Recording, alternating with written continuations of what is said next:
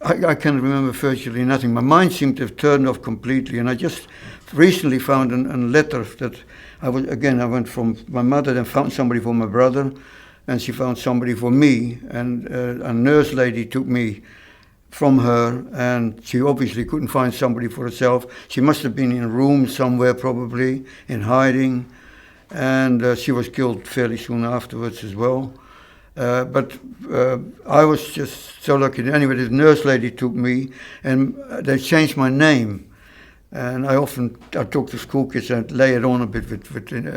My name is actually Joseph, Jozef Vissel, and they made it Joop Jan. Jan, everybody, like here in the old days, everybody was called John. In Holland, everybody was called Jan, and Joop was and instead of Vissel, it became Visser, as in fisherman, which is quite normal too. And they took my glasses off.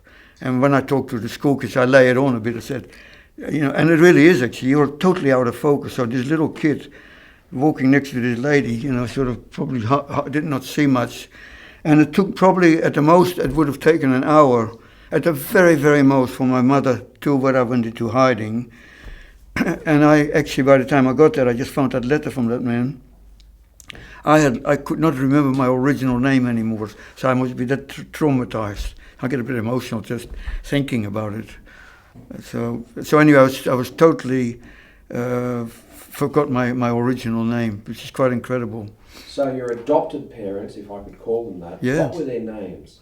Well, first I was with this, what I call a go-between. He was head of the resistance, and a wonderful man, and he couldn't keep me. He was busy with the resistance, the underground movement, and also he had looked after a Jewish family. I don't think they lived with him, but he was looking after them. And he went to a mate of his then, and he said, "Listen, I've got this little Jewish boy. Will you take him into your home?" And they never talked about things in those days, of course, but he did tell me that. He said, "Look, come back in a quarter of an hour, so I want to have a talk with my wife." And so he said, "Okay, we'll take him in the thing." I was so lucky. For a start, I didn't go into hiding. This man took just an incredible chance.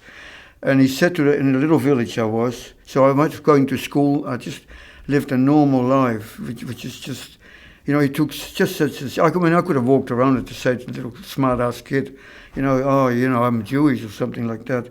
Apparently he told the headmaster of the school and the church leader, they were not religious. But so anyway, so I just lived a fairly normal life. For what is normal, I mean, food was scarce, but he worked on the harvest and he came up with some bags of wheat, and he went to the baker and said, "1 lot for you and 1 lot can you make bread for me." He rented some plots of land in the country, and he grew veggies and stuff. There was a big bird, I call it, a cannon down the road, it was called Big Bertha, and you could hear these bullets going over. But it's just incredible that he took the chance with me. After the war, I was in a Jewish orphanage. So there were about 5 of them: 1 for boys, 1 for girls, 1 for religious kids, one for sick kids. My brother apparently was in one of those. And in Holland. In Holland, yes. And anyway, we had a reunion in Holland in 2004, and 250 orphans. So they're all 250 wonderful people saved these kids' lives. And it's interesting, because we hadn't seen each other, we're all left when we were 18, 20. And suddenly I stood in front of a bloke, like I was standing in front of you. I said, his name was Joop as well. My name is Joop in Dutch these days. And I said to him, "Do you know where Joop is?" He was sitting right in front of me, because suddenly you see an old man. So it was a very successful reunion, actually. But the interesting thing that I found, there were none divorces. A few had remarried because the husband or the wife died. After the war, I often say Holland was flat. There was no future. There was no money. There was no education. There was no, nothing. And yet all these kids, old people now, seem to have done very well. Work hard, a lot of good mind. It was amazing, actually. There were lawyers there, professors, you name it. It's just incredible. I was, funny enough, after all that, I was quite idealistic, I think. So I decided to go to Israel. There was a group going there, and you just worked there to build up the state. And why on earth I did that? looking back, it was quite an experience, of course. They paid for it all. We didn't get any wages or anything, and we stayed in a kibbutz. But boy, did I work! I worked so hard.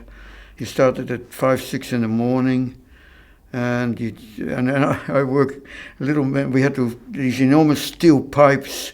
They had to water the gardens. That went, and they were on wheels, and you had to sort of move him on. The next one had to be, and little Joey, I was behind this bloke. I still remember his name, Yoshua, and he just run the whole day. And little Joey with that thing on his back, just after him, and I was exhausted by lunchtime. But in the afternoon, we did what they call an ulpan, learning Hebrew. I just went to sleep. So I left it all. That's why I met Frances, my wife. And I left it all to her, and so I still can't speak any. I can say a few words, but that's what I did. We know a few words, but if we don't want the kids to hear. When I was in the orphanage still, when I finished school, I was still there. I was there for I don't know, 8 or 10 years or something. The lady, interesting, he showed me the toilet. There were a few toilets, but one of the toilets was made into a dark room sort of thing. It's still a toilet, but you could just quickly set up an enlarger and all that. And he showed me how to print, and I took such pretty pictures, And so she went apparently to see a photographer, and I got a job there. And actually, he was a top man, really top. I was very fortunate. I got $1 a week, $1 a week was my wages. So this is whilst you were still in Holland in the orphanage? Yes. Yeah. And what was the business you were working for? A photographer, but he was big time, really big time. In fact, the family of man that famous, I saw it in various countries by accident when I was somewhere.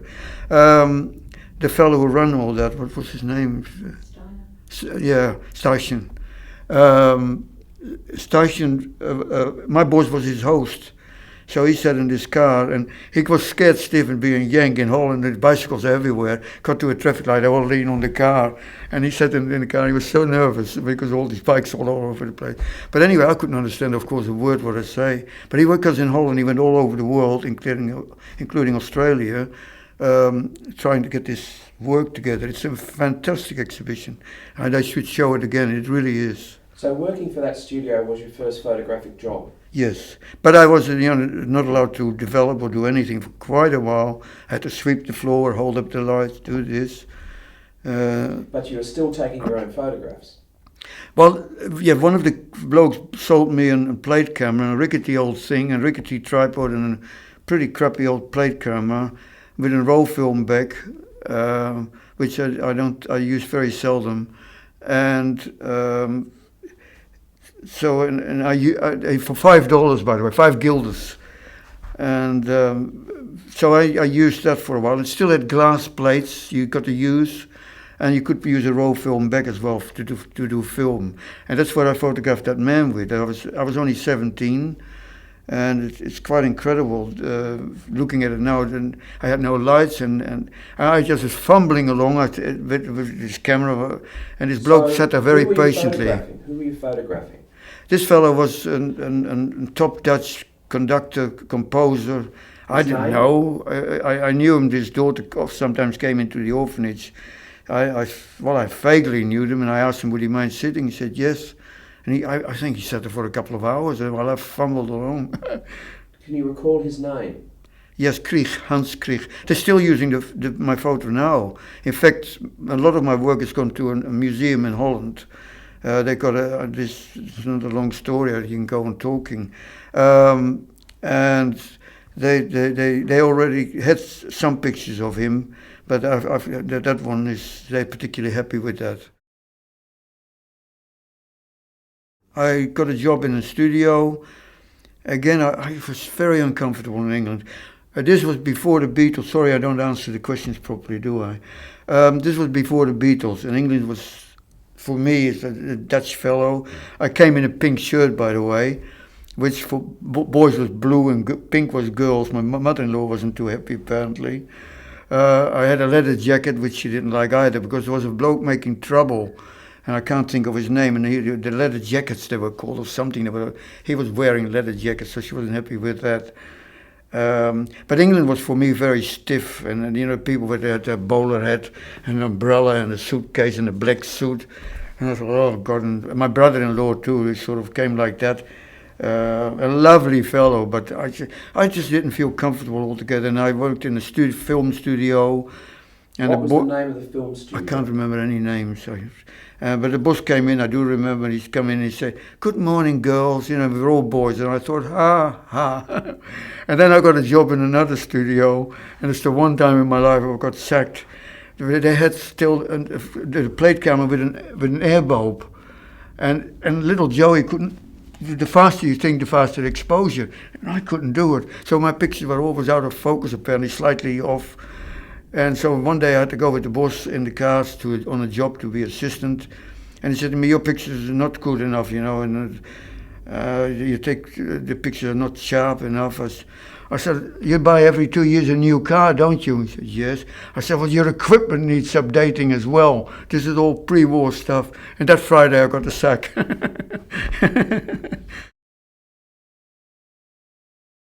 I think Holland is, God, it's not even a third of Tasmania, I think, and it's had then already something like 16 million people. A lot of people left because they felt there was no future, and a lot of people went to Canada, and I thought, no, I'm not going where it's cold. And where I was hidden in the war, that man was thinking apparently, and he once mentioned Australia. That was all. I didn't think about it any further. And then most people in Holland then went to New Zealand, a lot of people. And I sort of went to somewhere where I looked on the map and I thought, that little thing there and there, it's probably better to go to that larger area there, Australia. And so we went to Australia House and, oh, we need photographers. Yeah, it's like a hole in the head. But anyway, so I came to Australia. And we had met this lovely lady and she said, "There's a flat going near us." And that was in St. Leonard's. And it's still Lane Cove. And so you wanted us. I said, "Oh, okay." So we took that flat. And then I walked up the road, and there was a photographer there, Douglas Baglin. And I said, "Job here?" He said, "Oh," the pattern fellow was seeing me. He said, "Oh, Doug is not here. Can you come back tomorrow?" "Yes." And he said, "All right, can you start tomorrow?" I said, No, not tomorrow. "What about Monday?" Oh yeah, Monday."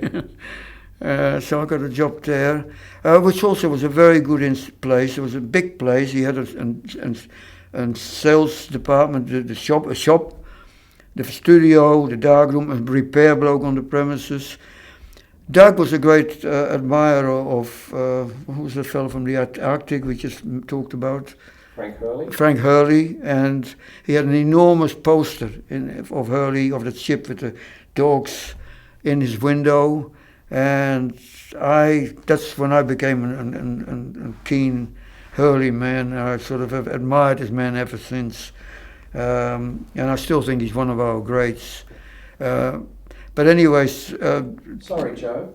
What were the things that you admired about Hurley's photographs? Was it the subject? Was it the technique? I can't say that because in our mind they're probably amateuristic sort of photography. But the guts of this man, the life. Can you imagine working in this hut? They didn't have hot water. He had glass plates. He did film. He did color. He did it all.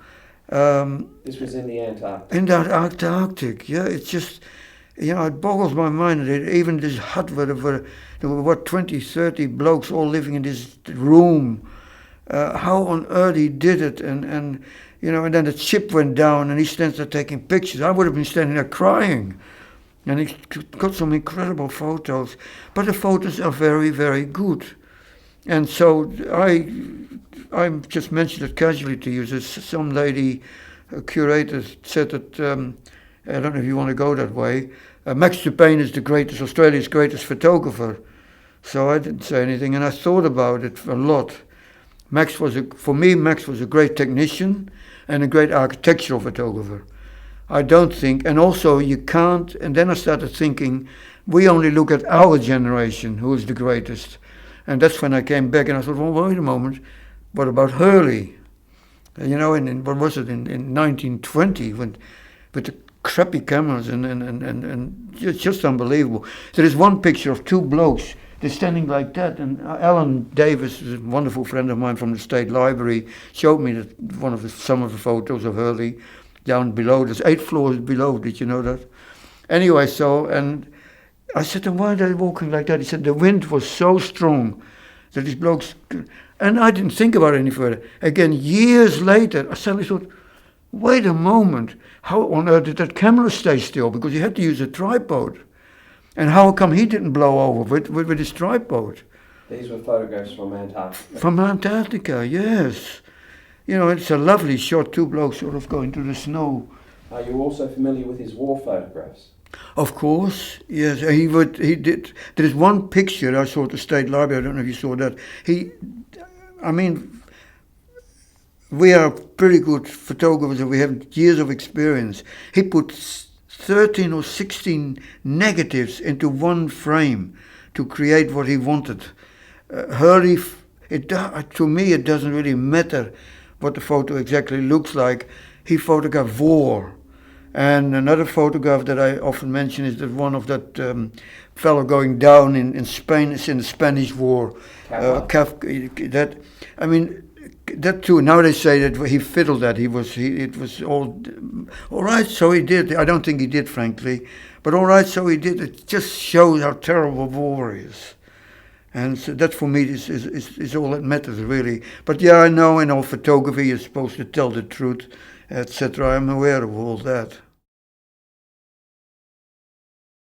I think I always wanted to get into film, so I applied for the film studio. Same thing again. I walked in. You need a photographer, and I must have had some prints and some references. Oh yes, mate. Yeah, can you start tomorrow? No, not tomorrow. And I was that actually. If you look back in life, it's interesting. There was only twice that I actually was happy in my work, but once was. In the film studio. It was a wonderful. There was an animation department, 300 odd people working there, and I worked on a great series. I had to set up the electricians, like I did the BMW, the little mini miner what came out at the time, what they call the east-west engine, because it was so small the engine couldn't be like that. So that east-west engine, I had to do the whole campaign in color, black and white. In Lenkov National Park, in the studio, and there was a Mini, which was 850cc, I think. There was the 1100, the 1800, and I think another car. I had to do the whole lot. One picture is at the State Library, a big color slide. I had to do it big colors, and black and white and color everything, and a different ASA, ISO. And if I think of it now, how on earth I coped with it all. But I had help. And electricians and what, and like the inside lighting, I wouldn't have known what to do. I learned so much. It was just wonderful. I said to the bloke, we need some light in the car. So they had what they call an inky, and the little lights that they connected up somehow. And I had a bloke to do the hard work, and it was a big campaign. The agency was delighted with it in the end. So I've always been a fan of the little minis. That's one car I would like, actually. Go on. So you were working for a photography studio, but you did this work? No, a film studio. It was film. All they did was film. What was the name of the film studio? Atranza, famous. It was one of the great learnings. I'm very upset about that. It actually was the ABC bought it up. It didn't make a go. And then it just in the end it closed because I think it was badly managed. It's now all units there or whatever. It's terrible. But it was really the learning school of Australian photography. There was other studios, but Atranza was the biggest. We had stars. We had American stars. I met the Bee Gees. I met the Beatles. I've got one picture I found of Johnny O'Keefe. Of 4 of our greats and film bloke. Anyway, and all these people, and where all the negatives have gone, it's just so sad, as a matter of fact. I've worked from home for quite a while. Yes, and then I got a studio in Elizabeth Street, shared it with a mate of mine, John Hurley, who was from Baglin, and I took it over from a Baglin fellow. And then I worked in Surrey Hills with a fellow called Robert Walker, and a very well-known, who's now, he's more or less retired. He was the critic, the Herald critic. McFarlane? Yes, Bob McFarlane. We worked together and Robert Walker. We had this haystack off Crown Street, and sometimes models came in for fashion, not for me in this case, but they had to go in the darkroom and change. And one of the blokes put a wall up for some reason. So I needed space to get further back. I couldn't, so I knocked that wall down again. But it was a lovely atmosphere, a lovely place. Really, it was much more relaxing there. Mind you, it was hard. Now you get couriers, you got email. In fact, I was the other day somewhere and a designer bloke, and he did a design for somebody, just emailed it, and while he was talking and said, "What do you reckon of that?" And the fellow saying, "I like this, I like that." But nowadays, for instance, you had an advertising agency in North Sydney ringing me and saying, "Well, can you do a job, and can you come over?" Okay, so you go to North Sydney. Now I want you to go to Parramatta and photograph so and so and so and so, and I want to print in 2 days. Or yesterday was funny. I said, it was always yesterday.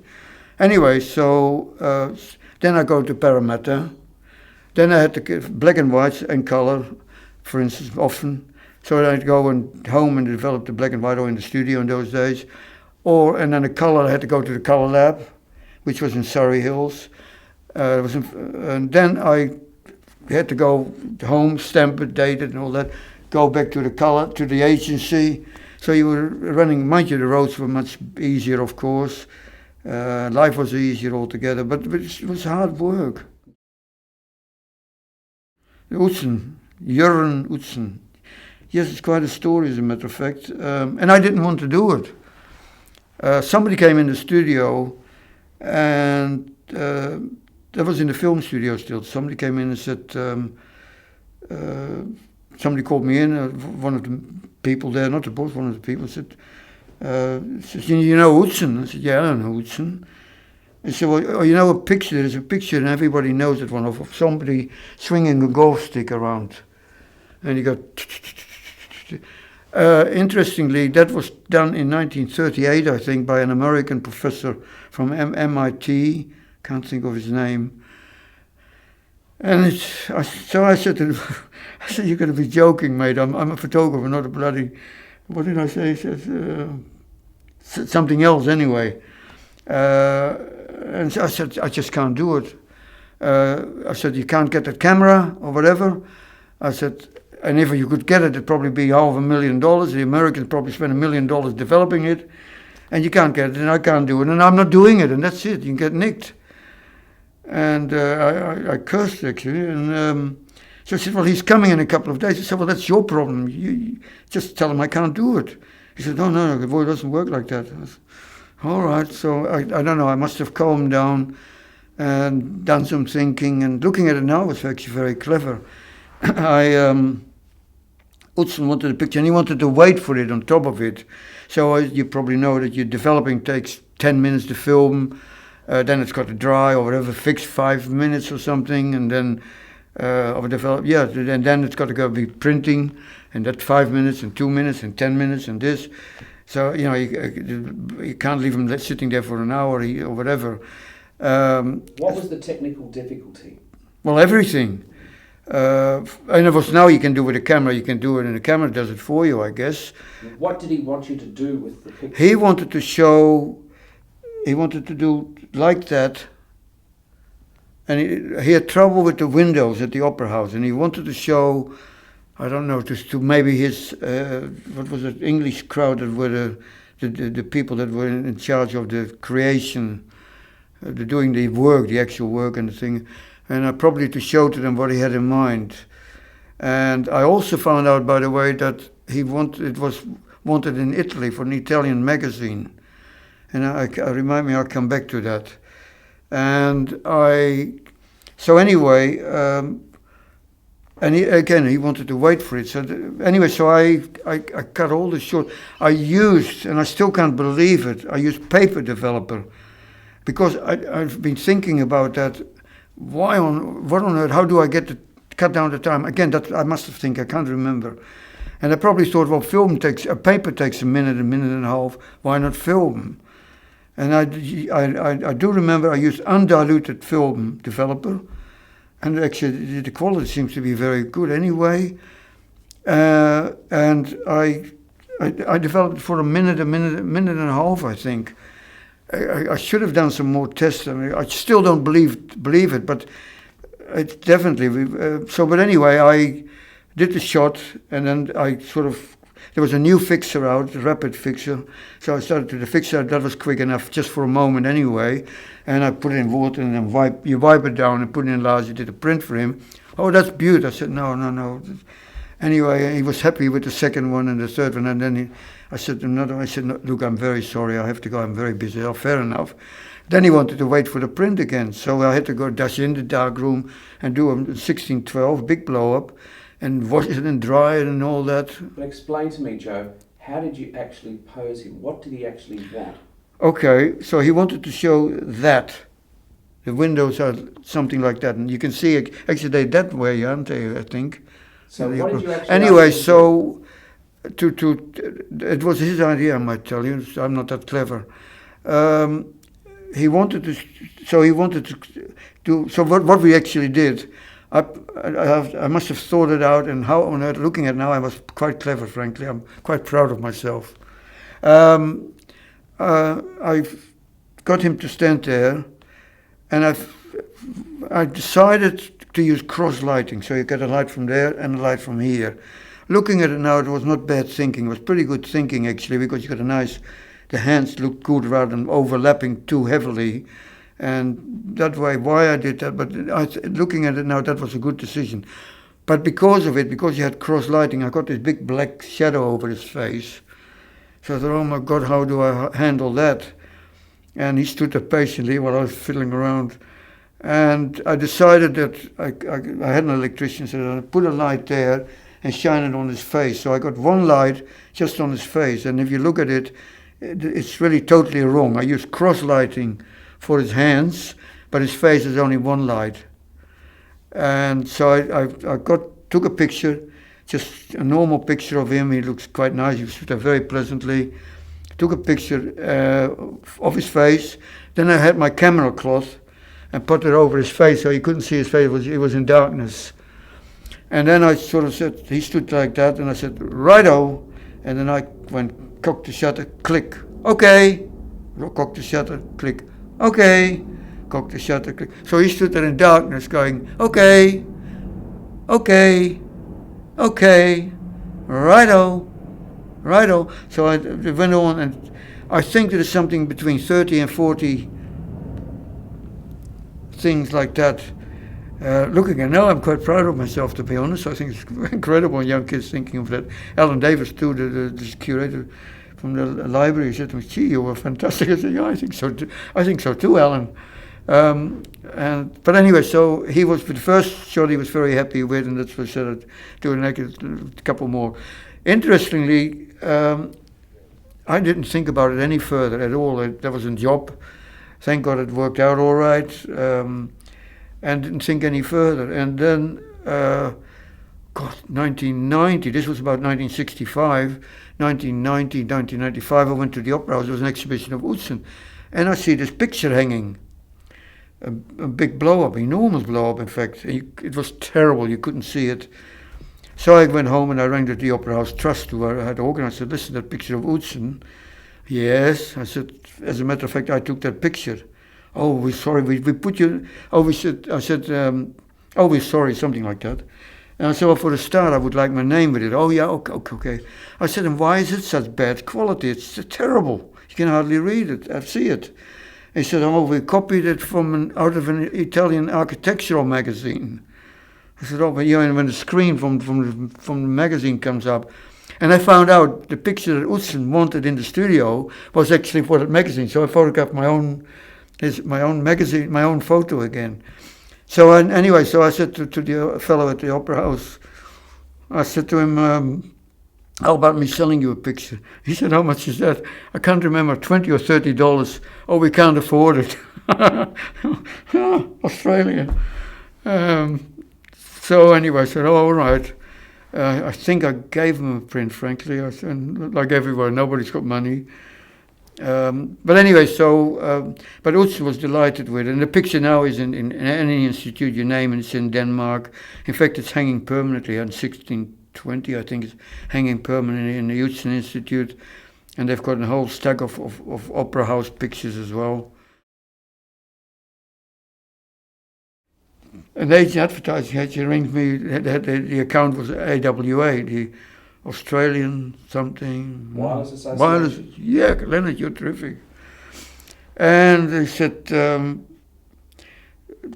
you come over? So I got to the studio and said, on so-and-so night, next week, probably, whatever, on Thursday night at 10 o'clock, a spaceship goes over of Sydney, and we want to take your photograph of that. I said, no worries, righto mate, no worries. Walked out and thought, what am I going to do? So I went to a hiring place and I borrowed 250 or something mil for the Hasselblad, for God's sake. And so I thought, to take a picture of that little thing up in the sky. And oh, by the way, at 10 o'clock, they wanted a picture at 9 o'clock the following morning to go in one of the Australian papers. There's all been, the layout had been done, it's all that you had to stick the photo down and I put a string in it with a little module so that, because I didn't manage to get that, so that they, and I couldn't let them down in any way. I didn't know that, by the way. So I think, anyway, so this was about 10 o'clock at night, the stars was supposed to come out. Of course, there was no, it was dull, there was not a star inside. It was just about raining, it was dull. And I thought, oh my God, 9 o'clock, what am I going to do now? And I don't know, I got to the idea, I got one on stand, and I got a side thing on it, and I hang a piece of paper on it. Well, first I got the paper, put it on the carpet, I got a pen, and I went,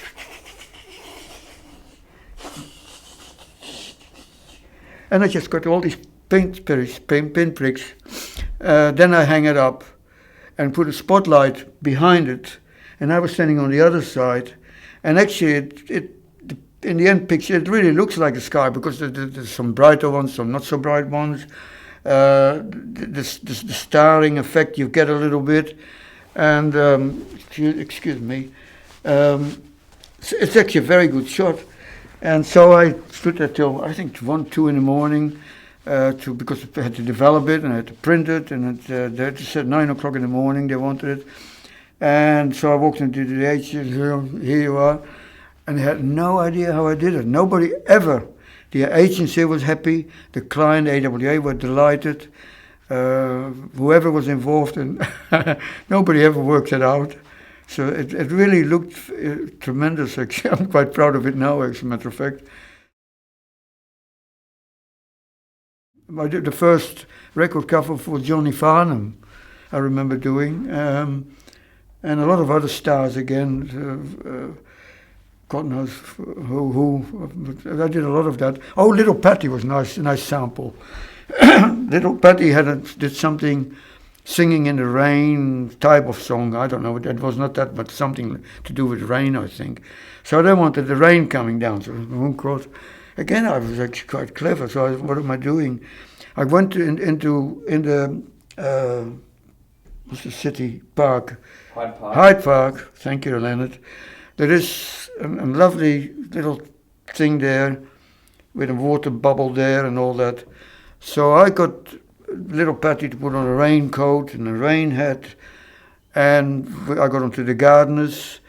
And in those days it was all wonderful. Nowadays you're probably not even allowed to take pictures, I don't know. And the gardeners got their hoses ready and they sprayed the hoses in the air and the rain came down. And I got a lovely shot of her, and that was a record cover as well. I don't know what you do now, as a matter of fact. Well, you pay money here, there and everywhere, I think. So I'm quite proud of some of these things I did.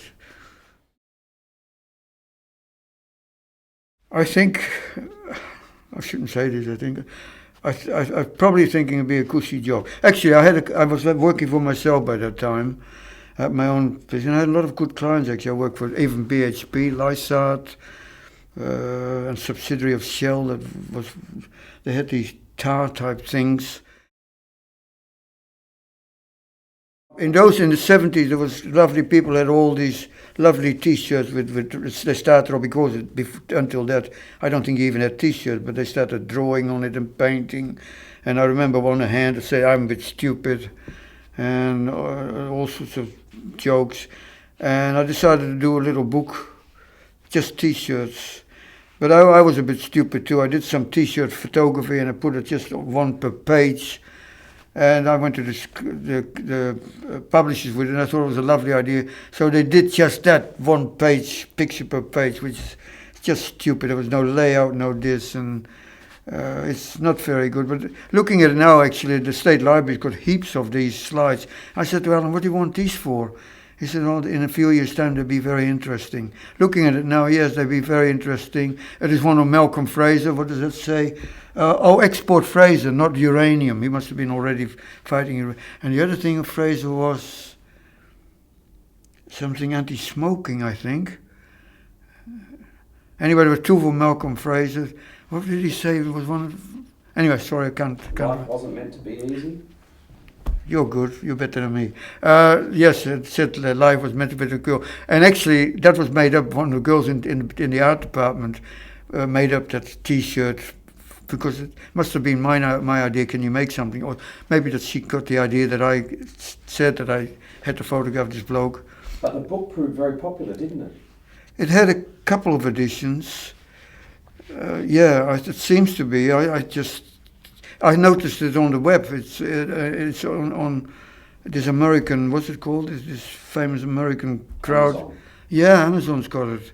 And I've got that other book of mine too, and that's in its seventh edition or so. No, third edition, but what was it? Seven print, yeah. Something like that, and it's amazing. And that was also a terrible book. I did a book on Tonga, the Kingdom of Tonga. And I'll go right to the end first. And so that was for the book. I talked to an airline, the Fijian airline, to fly us, because I didn't have money, free to Tonga and back with the author, writer, Olaf Ruin, who was a very well-known writer at the time. So we flew with this airline. I did everything on 35mm Kodachrome. And I'm a very nervous photographer, so everything, what I call bracketing, you use your exposure at the light meter shift and go a bit that way and a bit that way, because you had very little latitude. I used the warming filter, which slowed down the speed of it. But anyway, so that I used that. Anyway, that book, let me just go to the end. That book too, I was just terrible in every way. And I actually said to the designer bloke at the publisher, I said, "This is terrible." An idiot, he said to me, "Yeah, my teacher at Tech would be very unhappy with it as well." So I thought, why on earth did you do it this way then, for God's sake? And anyway, so that's why I wasn't too nasty, I couldn't be. But anyway, yeah, I saw that on Amazon as well, and it's in its third edition. And it's in 61 libraries apparently. Interestingly, that was Wally Abrams' idea again. Wally was my hero. He created the uni. Wally was an incredible man all around, and very knowledgeable man, very international man. And for the people from uni who listen maybe to this talk, it's interesting. I remember Wally at sometimes we'd go on a photo job. I had to photograph Wally at a talk somewhere, and I sat down for a while. And I remember Wally saying that he got the idea of uni layout from Belgian university. Wally wanted John Brack to do a painting of Sir Garfield Barwick and the Vice Chancellor Mitchell. And Wally rang the fellow, what's his name? in Melbourne, And he said to him, he said, I want you to do a painting for me of the Vice Chancellor and the Chancellor.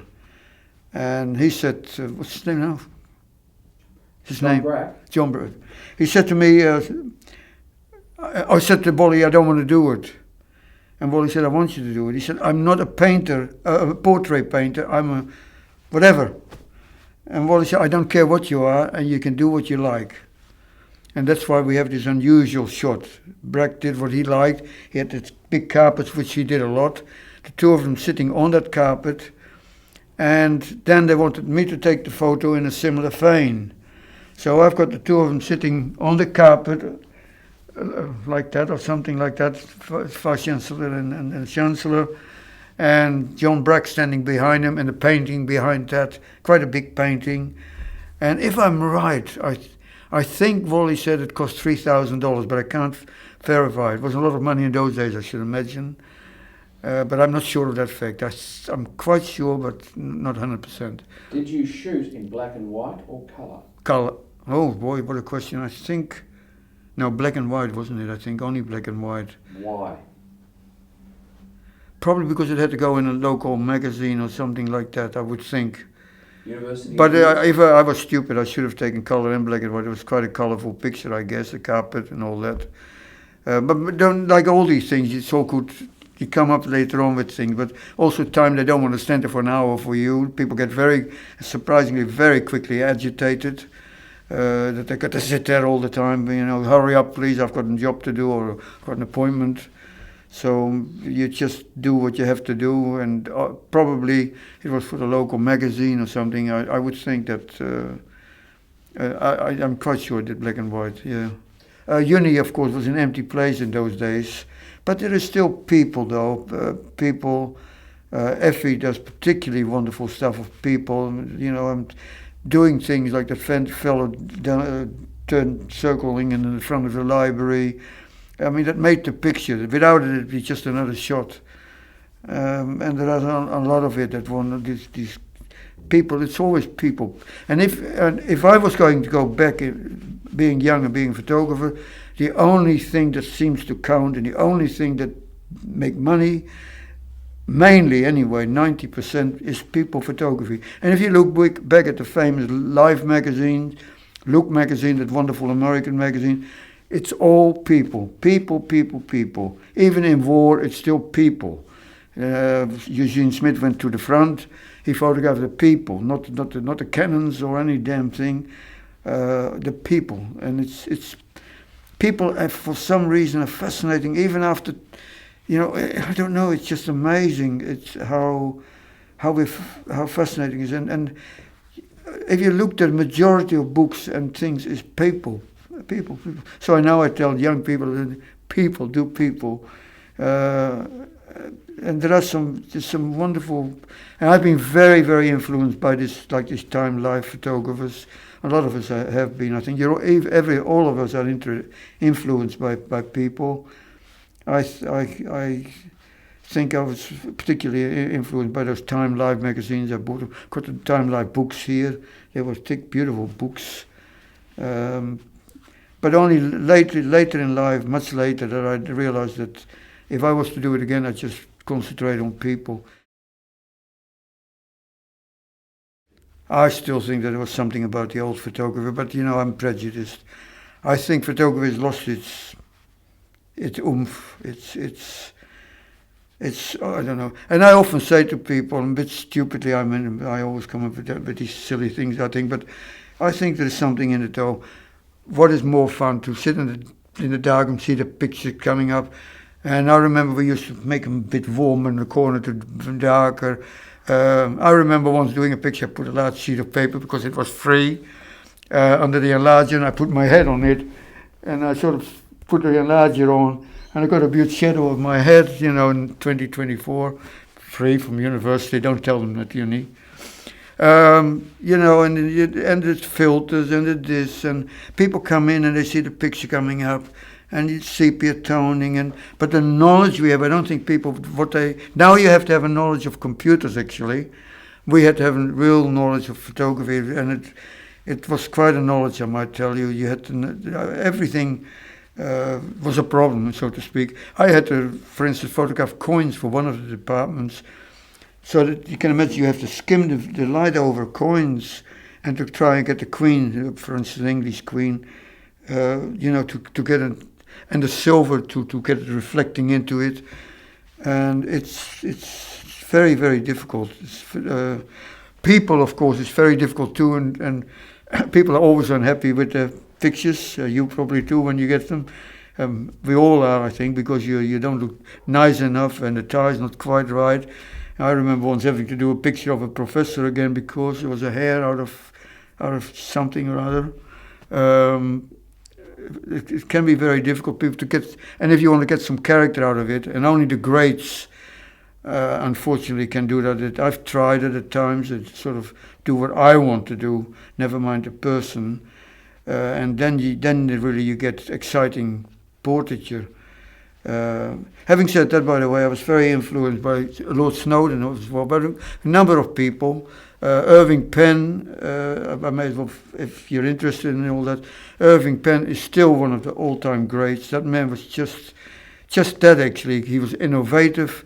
He had the king and the queen, or the prospective queen, dancing. He got him sort of a corner set up and got people, famous painters, famous royalties, and got them to dance. There's a picture of the Duke and his wife sort of in mid-air. I had that famous picture where he had threw cats, and he had, what is this famous painter with his moustache? Salvatore Dali. That's it, and he got him that picture of Philip Holzman, where he had an assistant throwing water in the picture, and the cats in the picture, and Dali standing there, and what a shot, and you get away with it in America. You wouldn't get away with anything here, and certainly not in those days. Okay, thank you. Anyway, thank you, Mr. Cameraman.